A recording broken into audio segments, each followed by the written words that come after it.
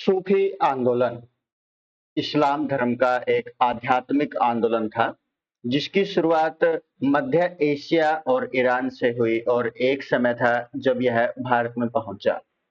सूफी संतों ने धर्म को प्रेम, करुणा, सेवा और भाईचारे के मार्ग से जोड़ने का प्रयास किया। तो दोस्तों, यह है कि आप जानते हो, मैं हूं राजेश कुमार और आज की इस वीडियो में हम बात करेंगे सूफी आंदोलन के एमसीक्यू प्रश्नों के ऊपर। तो चलिए शुरू करते हैं आज की इस वीडियो को। आप साथ के साथ इन 25 प्रश्नों में अपने आप भी ये देखते रहे कि कौन से प्रश्न आपने ठीक किए हैं, किन प्रश्नों का उत्तर आपने बिल्कुल सही दिया हुआ है और आपका स्कोर क्या रहता है। तो चलिए ज्यादा समय न लेते हुए हम आज की इस वीडियो को शुरू करते हैं। पहला प्रश्न है, सूफी आंदोलन किस धर्म से संबंधित था? यानी कि जो सूफी आंदोलन है वो किस धर्म से संबंधित आंदोलन था? आपके ऑप्शन है जैन धर्म, इस्लाम धर्म, बौद्ध धर्म या फिर सिख धर्म। तो इसमें से सही उत्तर क्या होगा? इस्लाम धर्म। सूफी आंदोलन इस्लाम धर्म से संबंधित आंदोलन था। सूफी आंदोलन इस्लाम धर्म की एक आध्यात्मिक शाखा थी जो प्रेम, करुणा और ईश्वर से एकात्मक की बात करती थी। यह बाहरी धार्मिक कर्मकांडों के बजाय आंतरिक भक्ति पर बल देती थी। यानी कि इसका मुख्य जो उद्देश्य था वो क्या था कि जो बाहरी कर्मकांड है उसके ऊपर हमें ध्यान नहीं देना चाहिए। हमें क्या करना चाहिए? भगवान को अपने अंदर से ही खोजना चाहिए। ऐसी भक्ति के ऊपर उन्होंने बल दिया। सूफी संत किस चीज को प्रमुख मानते थे? यानी कि जो सूफी संत है वो किस चीज को प्रमुख मानते थे? युद्ध को, मूर्ति पूजा को, भक्ति और प्रेम को, धन संचय को। तो इसका सही उत्तर क्या होगा? वो भक्ति और प्रेम को प्रमुख मानते थे। सूफी संतों ने प्रेम और भक्ति को ईश्वर तक पहुंचाने का मार्ग माना है। जो सूफी संत थे उन्होंने जो प्रेम और जो भक्ति है इन दोनों को ईश्वर तक पहुंचने का मार्ग बताया है। वे धार्मिक सहिष्णुता और आत्मा की शुद्धता पर बल देते थे। यानी कि वो किसके ऊपर बल देते थे? जो धार्मिक सहिष्णुता है और जो आत्मा है उसकी शुद्धता के ऊपर वो बल देते थे। अगला प्रश्न है, किस सूफी संत को गरीब नवाज कहा जाता है? गरीब नवाज किस सूफी संत को कहा जाता है? बाबा फरीद को, मोइनुद्दीन को, निजामुद्दीन औलिया को या अमीर खुसरो को? तो इस प्रश्न का सही उत्तर होगा गरीब नवाज मोइनुद्दीन चिश्ती को कहा जाता है। मोइनुद्दीन चिश्ती को गरीब नवाज कहा जाता है। मोइनुद्दीन चिश्ती अजमेर के प्रसिद्ध संत थे। सूफी संत थे वो कहां से? अजमेर से, जिन्हें गरीब नवाज यानी कि गरीबों का मददगार कहा जाता था। उन्होंने धर्म, जाति और वर्ग से ऊपर उठकर सेवा की थी। अगला प्रश्न है, सूफी संतों की शिक्षाओं को क्या कहा जाता है? सूफी संतों के द्वारा दी जाने वाली शिक्षाओं को क्या कहा जाता है? उपनिषद कहा जाता है, शरिया कहा जाता है, सूफीवाद या रहस्यवाद कहा जाता है? तो इस प्रश्न का सही उत्तर होगा सूफीवाद कहा जाता है। यानी कि जो सूफी संतों के द्वारा जो शिक्षा दी जाती है जिसको क्या कहा जाता है? सूफीवाद कहा जाता है। सूफी संतों की शिक्षाओं और परंपराओं को सूफीवाद और तसव्वुफ कहा जाता है। यानी कि जो सूफी संत है उनकी जो शिक्षाएं हैं और जो उनकी परंपराएं हैं उनको क्या बोला जाएगा? सूफीवाद कहा जाएगा और तसव्वुफ कहा जाता है। यह आत्मा की ईश्वर से एकता और प्रेम पर आधारित है। यानी कि जो यह सूफीवाद है किसके ऊपर आधारित है? आत्मा की ईश्वर से मिलान या एकता और प्रेम पर आधारित यह है। अगला प्रश्न है, सूफी आंदोलन मुख्यतः किसके विरुद्ध था? यानी कि जो सूफी आंदोलन होने का जो मुख्य कारण है वो क्या था? वो किसका विरोध क्या करता था? अंग्रेजों का, धार्मिक कट्टरता और भौतिकवाद का, वेदों का या मुस्लिमों के खिलाफ का? तो इसका सही उत्तर क्या होगा? धार्मिक कट्टरता और भौतिकवाद का ये विरोधी था, ये विरुद्ध था। धार्मिक कट्टरता और भौतिकवाद। सूफी आंदोलन धार्मिक कर्मकांडों, कट्टरता और धन संचय के खिलाफ था। यानी कि कोई भी धर्मकांड है, जो धर्मों से जुड़ा हुआ कांड है, वो कट्टरता और धन संचयन के धन को इकट्ठा करना के खिलाफ था। यह आध्यात्मिकता, सरल जीवन और प्रेम पर आधारित था। चिश्ती और सुहरावर्दी क्या है? चिश्ती और जो सुहरावर्दी है वो क्या थे? इसका ऑप्शन है पर युद्ध, सूफी संप्रदाय, राजवंश। पर युद्ध, सूफी संप्रदाय या राजवंश। तो क्या था चिश्ती और सुहरावर्दी? ये सूफी संप्रदाय थे। क्या थे ये? सूफी संप्रदाय। चिश्ती और सुहरावर्दी सूफी संतों के प्रमुख संप्रदाय थे।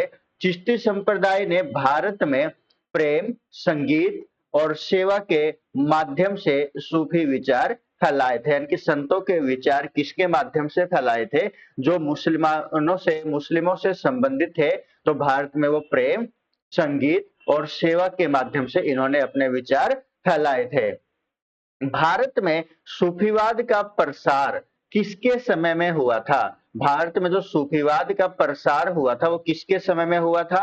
अकबर, बाबर, इल्तुतमिश, कुतुबुद्दीन ऐबक के समय में। तो भारत में इल्तुतमिश के समय में सूफीवाद का प्रचार हुआ था, प्रसार हुआ था। 13वीं सदी में इल्तुतमिश के शासनकाल में सूफी संत भारत आए। यानी कि 13वीं सदी के अंतर्गत क्या हुआ? इल्तुतमिश का जब शासन भारत के अंदर था तो उनके शासनकाल के दौरान सूफी संत भारत में आए थे और धीरे धीरे 15वीं 16वीं सदी में इनका व्यापक प्रभाव देखा गया। यानी कि जो 15वीं और 16वीं सदी है इसमें इसका प्रभाव व्यापक पर था। अमीर खुसरो किस सूफी संत के शिष्य थे? अमीर खुसरो किस सूफी संत के शिष्य थे? ऑप्शन है मोइनुद्दीन चिश्ती, बाबा फरीद, निजामुद्दीन औलिया, शेख सलीम चिश्ती। तो इसका सही उत्तर क्या होगा? निजामुद्दीन औलिया इस प्रश्न का सही उत्तर होगा। अमीर खुसरो महान कवि और संगीतज्ञ थे। यानी कि जो अमीर खुसरो थे वो क्या थे? एक महान कवि थे और एक संगीतज्ञ थे। वे निजामुद्दीन औलिया के प्रिय शिष्य थे। यानी कि वो किसके शिष्य थे?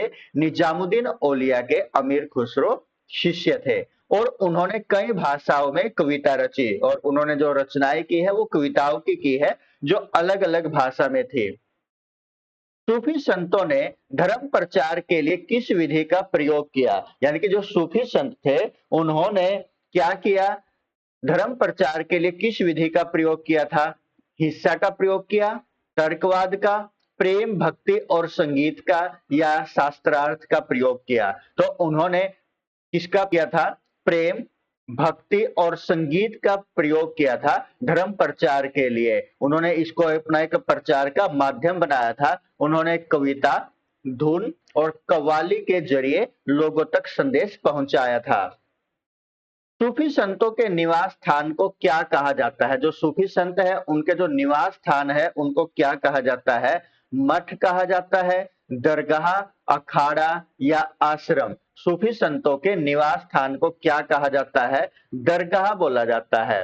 सूफी संतों के समाधि स्थल या निवास स्थान को दरगाह कहा जाता है। यानी कि जो जहां पर वो रहते हैं या फिर जब उनकी मृत्यु हो जाती है उनको वहां पर दफनाया जाता है तो उसको समाधि स्थल बोलते हैं, या रहने के स्थान को उनका निवास स्थान क्या बोला गया है? दरगाह बोला गया है। यहाँ लोग आज भी आस्था को लेकर चादर चढ़ाते हैं। अगला प्रश्न है, निम्नलिखित में से कौन सा सूफी संत दिल्ली में प्रसिद्ध थे? यानी कौन सा जो सूफी संत है वो दिल्ली में प्रसिद्ध था? बाबा फरीद, अमीर खुसरो, मोइनुद्दीन चिश्ती, निजामुद्दीन औलिया? तो इस प्रश्न का सही उत्तर क्या होगा? निजामुद्दीन औलिया जो दिल्ली के अंतर्गत प्रसिद्ध थे। तो कौन थे वो? निजामुद्दीन औलिया थे। निजामुद्दीन औलिया दिल्ली में रहते थे। वे चिश्ती संप्रदाय के प्रमुख संत थे। तो इनका जो संप्रदाय था वो कौन सा था? वो चिश्ती संप्रदाय था। निजामुद्दीन औलिया कौन से संप्रदाय के संत थे? चिश्ती समुदाय के संत थे। उनकी दरगाह दिल्ली में स्थित है। यानी कि जो निजामुद्दीन औलिया है उनकी जो दरगाह है वो कहां पर स्थित है? दिल्ली में स्थित है। शमा क्या है? शमा क्या एक सूफी ग्रंथ है या एक पर्व का नाम है एक नृत्य शैली है या सूफी संगीत व गायन है? तो इस प्रश्न का सही उत्तर क्या होगा? सूफी संगीत व गायन। समा सूफी परंपरा में एक आध्यात्मिक संगीत यानी कि क्या है ये? संगीत एवं गायन की एक विद्या है जिसका प्रयोग ध्यान और ईश्वर से जुड़ने हेतु किया जाता है। यानी कि जो ईश्वर में जुड़ने के लिए एक धुन का प्रयोग किया जाता है तो वही क्या कहलाता है? समा कहलाता है। अगला प्रश्न है, किस सूफी संत का मकबरा अजमेर में है? तो किस सूफी संत का मकबरा अजमेर में है? शेख सलीम चिश्ती, अमीर खुसरो, ख्वाजा मोइनुद्दीन चिश्ती या निजामुद्दीन औलिया? तो इस प्रश्न का सही उत्तर क्या होगा? ख्वाजा मोइनुद्दीन चिश्ती का जो मकबरा है वो कहां पर है? अजमेर में है। अजमेर शरीफ में स्थित मजार ख्वाजा मोइनुद्दीन चिश्ती का है। यानी कि एक मजार जो कहां पर स्थित है? अजमेर शरीफ के अंदर स्थित है। तो वो मजार किसकी है? ख्वाजा मोइनुद्दीन चिश्ती का है, जो भारत में सूफी परंपरा के सबसे प्रसिद्ध संतों में से एक थे। वहदत उल वजूद, वहदत उल वजूद का अर्थ क्या है? क्या अर्थ है? विविधता में एकता, एक ईश्वर का अस्तित्व, पुनर्जन्म, आत्मा का अस्तित्व नहीं। तो इसका सही उत्तर क्या होगा? एक ईश्वर का अस्तित्व, यानी कि ईश्वर क्या है? एक ही है। वहदत उल वजूद एक सूफी विचार है जिसका अर्थ क्या होता है? संपूर्ण सृष्टि में केवल एक ही ईश्वर का अस्तित्व है। यानी कि पूरी की पूरी जो सृष्टि है उसमें केवल एक ही ईश्वर मिलता है, ईश्वर एक ही है। किसने वहदत उल वजूद का सिद्धांत दिया था, प्रतिपादित किया था? किसने दिया था? अमीर खुसरो ने, इब्न अरेबी ने, शेख अहमद सिरहिंदी ने या ख्वाजा निजामुद्दीन ने? तो किसने दिया था? इब्न अरेबी ने क्या दिया था? वहदत उल वजूद का सिद्धांत दिया था। इब्न अरेबी एक अरबी दार्शनिक और सूफी थे। कहां से संबंधित है वो? अरब से संबंधित एक दार्शनिक थे जिन्होंने वहदत उल वजूद का दर्शन प्रस्तुत किया जो सूफी विचारधारा का महत्वपूर्ण भाग था। यानी कि जो वहदत उल वजूद है वो किस विचारधारा का महत्वपूर्ण भाग था? सूफी विचारधारा था। किस मुगल शासक ने सूफी संतों का समर्थन किया? बाबर, हुमायूं, अकबर, औरंगजेब? तो इस प्रश्न का सही उत्तर क्या होगा? अकबर होगा। अकबर ने क्या किया था? जो भी सूफी संत थे उनके समर्थन किए थे। अकबर किस प्रकार का व्यक्ति था? धार्मिक सहिष्णुता का पक्षधर था। यानी कि जो अकबर था वो क्या था? जो धार्मिक सहिष्णुता है उसका पक्षधर था और उन्होंने सूफी संतों को दरबार में सम्मान दिया। वह फतेहपुर सिकरी में शेख सलीम चिश्ती से प्रभावित था। यानी कि जो अकबर था वो क्या था? धार्मिक सहिष्णुता का पक्षधर था और जो सूफी संत थे उनका सम्मान किया करता था। और उन्होंने क्या किया? उन्होंने शेख सलीम चिश्ती के जो विचार थे उनसे प्रभावित वो हुआ था। किस सूफी संत के कारण अकबर के पुत्र जहांगीर का जन्म हुआ माना जाता है? यानी कि क्या माना गया? अकबर का जो पुत्र था जहांगीर, उनका जो जन्म हुआ है वो किस सूफी संत के कारण माना जाता है? निजामुद्दीन औलिया के कारण, अमीर खुसरो के कारण, शेख सलीम चिश्ती के कारण, ख्वाजा मोइनुद्दीन के कारण से? तो इस प्रश्न का सही उत्तर क्या होगा? शेख सलीम चिश्ती। शेख सलीम चिश्ती के कारण ही जहांगीर का जन्म हुआ माना जाता है। अकबर ने शेख सलीम चिश्ती से संतान प्राप्ति के लिए आशीर्वाद लिया था। यानी कि शेख सलीम चिश्ती वो सूफी संत थे जिन्होंने अकबर को आशीर्वाद दिया था पुत्र होने का। उन्होंने आशीर्वाद से जहांगीर का जन्म हुआ। यानी कि उनके आशीर्वाद से ही क्या हुआ? जहांगीर का जन्म हुआ था। इसलिए वह उन सभी सूफी जो संत थे उनको सम्मान दिया करता था। सूफी संतों का निवास स्थान या आध्यात्मिक केंद्र क्या कहलाता है? जो सूफी संत है उनका जो निवास स्थान है वो क्या कहलाता था? रिपीटेड प्रश्न है तो ये क्या कहलाता था? मस्जिद, खानकाह, दरगाह या मजार? तो ये क्या कहलाता था? खानकाह कहलाता था। जो आध्यात्मिक केंद्र था उसको क्या कहा जाता था? खानकाह भी कहा जाता था। और यहाँ पर क्या होता था? वह स्थान जहां पर ये रहते थे और अपने शिष्यों को आध्यात्मिक शिक्षा देते थे। उनके रहने के अकेले स्थान को क्या बोला जाता था? दरगाह बोला जाता था। जबकि वो जहां पर रहते भी हो और शिक्षा भी देते हो तो उस स्थान को क्या बोला जाता है? खानकाह बोला जाता है। वहां पर धार्मिक चर्चा, भोजन वितरण और भजन कीर्तन होता था। तो इस स्थान को क्या बोला जाता था? खानकाह बोला जाता था। सूफी संतों के मृत्यु स्थान को क्या कहा जाता था जहां लोग आज भी जाते हैं? यानी कि सूफी संतों की मृत्यु होने के बाद जहां पर उनको दफनाया जाता था, जहां पर आज भी लोग जाते हैं, तो उसको क्या बोला जाता था? मदीना, हज, मजार या दरगाह या फिर मीनार। तो इसका सही उत्तर क्या होगा? मजार या दरगाह बोला जाता था। सूफी संतों की मृत्यु के बाद उनकी समाधियों को मजार या दरगाह कहा जाता था। ये स्थान आज भी पवित्र स्थानों के रूप में प्रसिद्ध है।